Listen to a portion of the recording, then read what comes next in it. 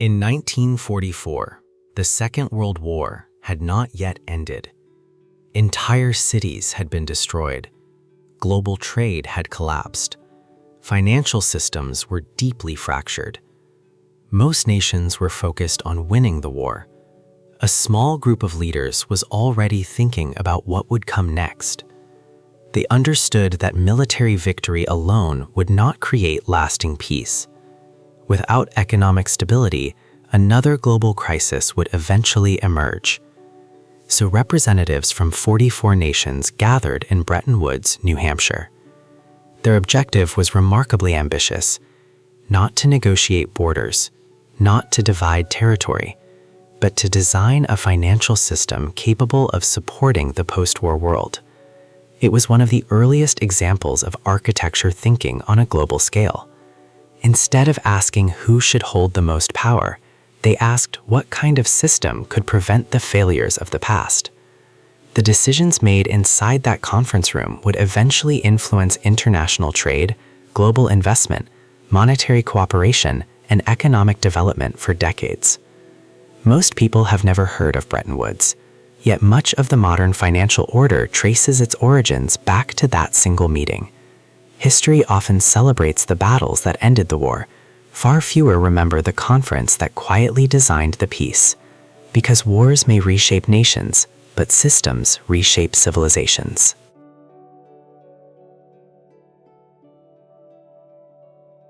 The Bretton Woods Conference did not happen by accident. It was a response to decades of economic failure. During the 1930s, the global economy entered one of the deepest crises in modern history. Banks collapsed, international trade contracted, unemployment surged across entire nations. Governments responded by protecting their own economies. Currencies were repeatedly devalued, trade barriers increased, international cooperation weakened. Every country tried to solve the crisis independently. The result was a world becoming increasingly disconnected. Economic instability soon evolved into political instability. Political instability eventually erupted into global conflict. The lesson became impossible to ignore. Prosperity could not survive without cooperation, and cooperation could not survive without a stable system. This realization changed the conversation. The objective was no longer simply rebuilding damaged economies. It was designing an international architecture capable of reducing future crises. The delegates at Bretton Woods understood that markets alone could not guarantee stability. Institutions would be needed, rules would be needed, coordination would be needed. For the first time, dozens of nations attempted to design not just economic recovery, but a framework for long-term global order. It was a remarkable shift in thinking. Instead of reacting to every crisis, they attempted to build a system resilient enough to prevent the next one. That idea would become one of the defining principles of the modern international economy. Because civilizations are not sustained by growth alone. They are sustained by the systems that preserve stability when growth becomes uncertain.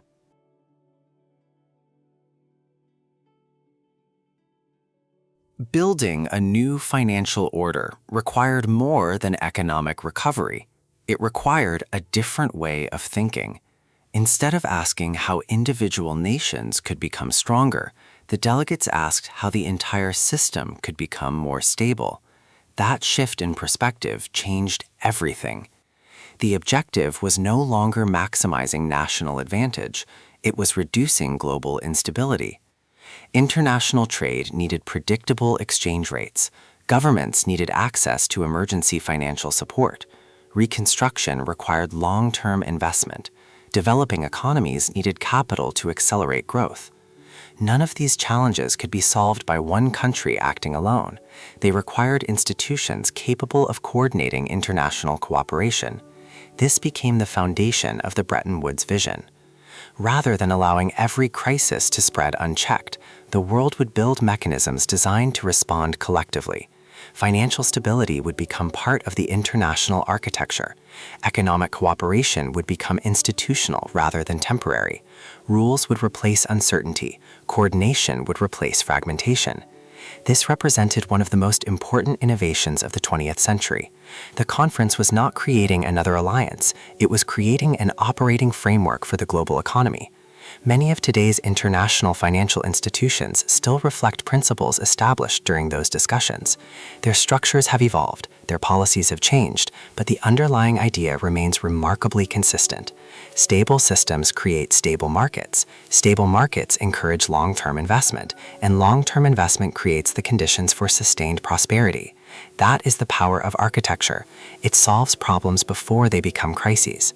Because the greatest systems are not remembered for reacting to history. They are remembered for shaping what history becomes next. One of the first institutions born from Bretton Woods was the International Monetary Fund.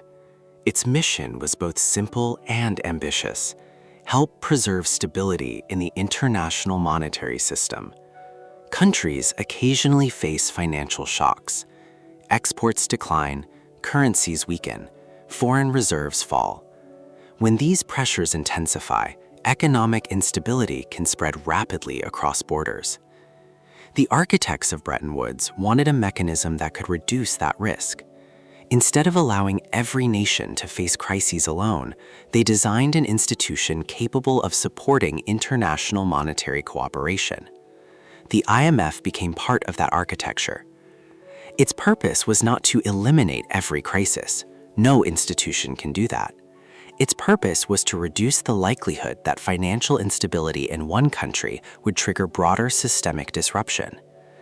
This reflected a new understanding of the global economy. National economies were becoming increasingly interconnected. A crisis in one region could quickly influence trade, investment, banking, and confidence elsewhere. Financial stability was no longer purely a domestic issue. It had become a shared international responsibility. This represented another important shift in the nature of power. The objective was no longer simply protecting individual economies, it was strengthening the resilience of the entire financial system. That is how architecture creates order, not by preventing every disruption, but by building institutions capable of absorbing shocks before they spread. Because the strongest systems are not those that never face pressure. They are the ones designed to remain stable when pressure inevitably arrives.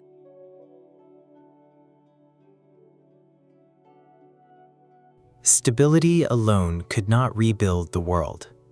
Peace created opportunity, but reconstruction required capital. Across Europe and Asia, cities lay in ruins. Factories had been destroyed. Railways were damaged. Ports were barely operational. Entire economies needed to be rebuilt from the ground up. The architects of Bretton Woods recognized that recovery demanded more than short-term financial stability. It required long-term investment. This led to the creation of another institution, the International Bank for Reconstruction and Development, today better known as the World Bank.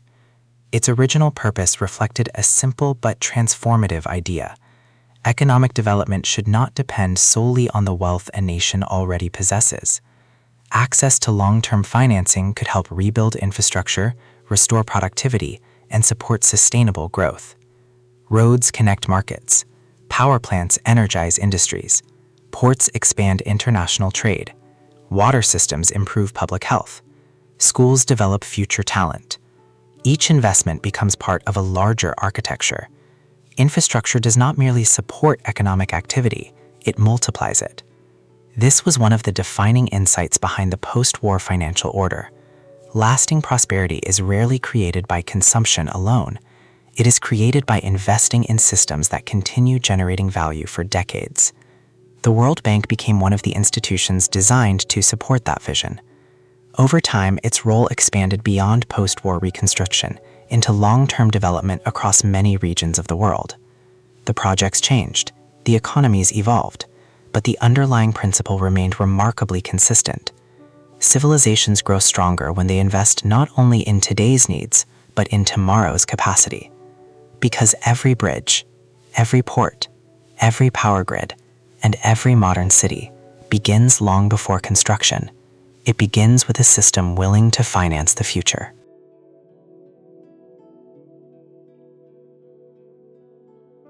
Building institutions was only one part of the new architecture. The system also needed a stable monetary foundation.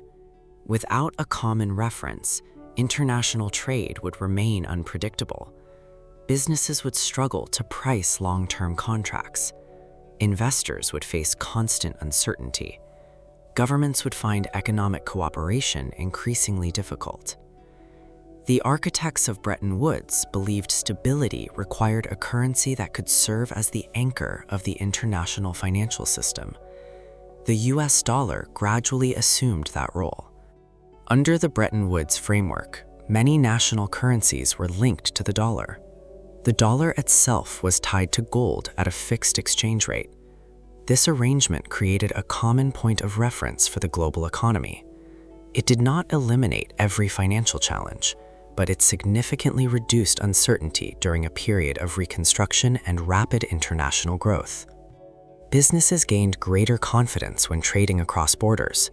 Banks could support expanding international commerce. Governments coordinated monetary policy within a more predictable framework.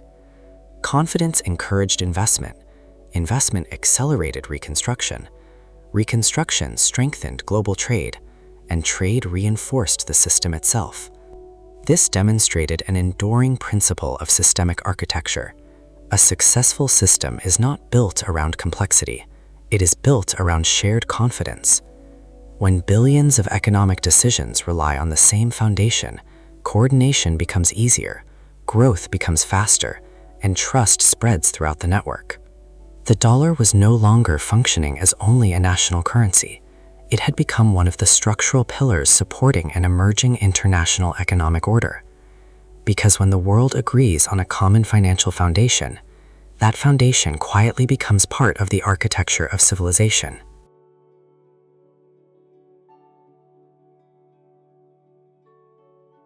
The true success of Bretton Woods was never measured by the conference itself.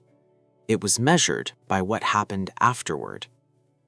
As the new financial architecture matured, international trade began expanding at an unprecedented pace. Manufacturers found larger markets. Businesses invested beyond their national borders.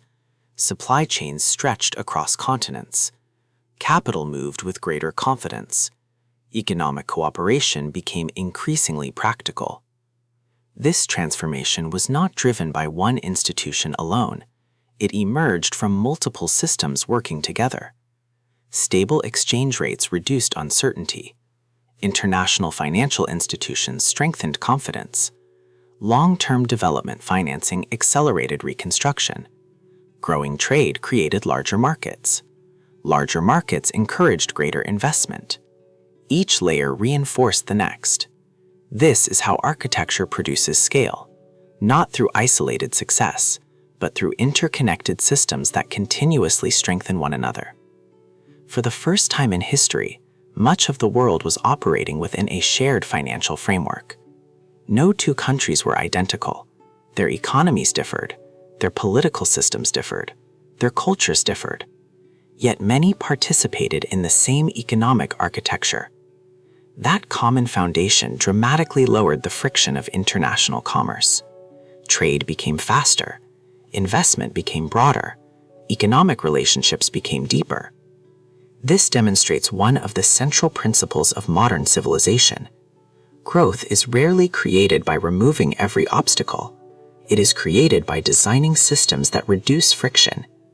The easier it becomes for people, businesses, and nations to cooperate, the faster innovation, investment, and prosperity can spread. Because civilization advances not only through invention, it advances through architecture that allows inventions to reach the entire world.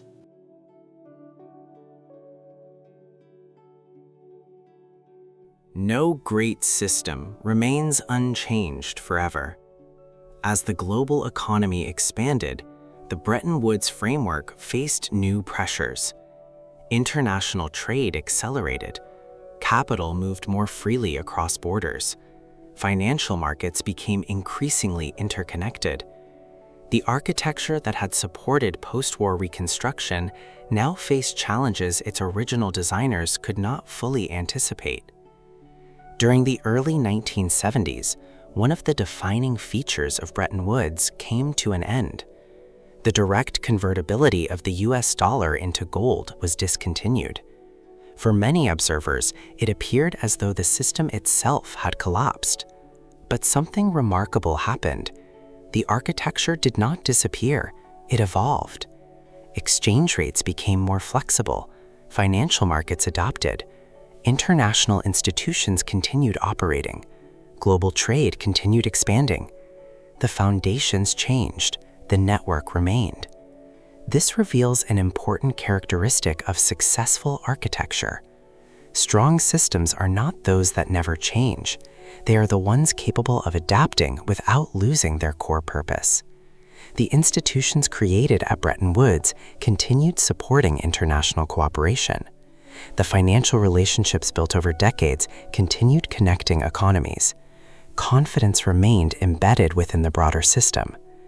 History often focuses on the moment a rule changes. Architects focus on something deeper, whether the structure continues functioning after the change. Because the greatest systems are never defined by a single policy. They are defined by their ability to evolve while preserving the stability upon which millions of people continue to depend.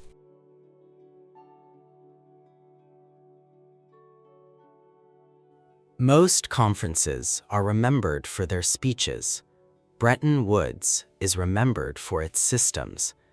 The delegates who gathered in 1944 could not have predicted cloud computing, artificial intelligence, digital payments, or trillion-dollar technology companies. Yet many of the principles they established continue influencing the global economy today.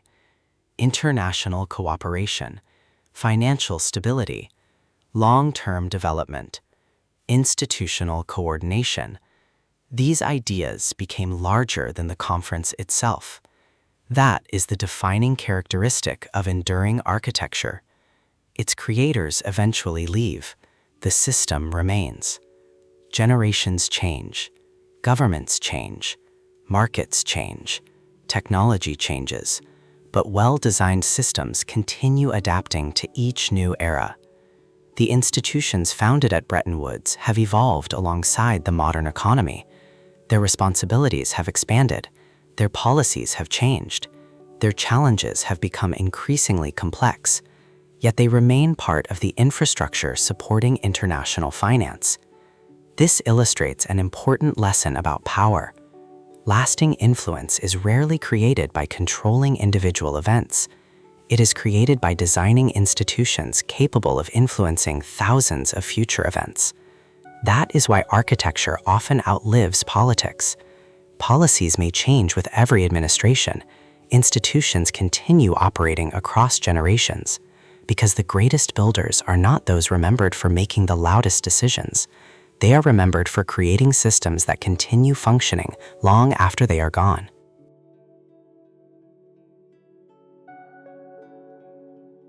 History often remembers the wars that changed the world. It speaks less often about the systems that rebuilt it. The Bretton Woods Conference was never the end of history. It was the beginning of a new architecture. An architecture designed not to eliminate every crisis, but to make global cooperation more resilient. For more than half a century, that architecture has continued evolving alongside civilization itself. Markets expanded, technology accelerated, new economic powers emerged. The world became more interconnected than its architectures could have imagined.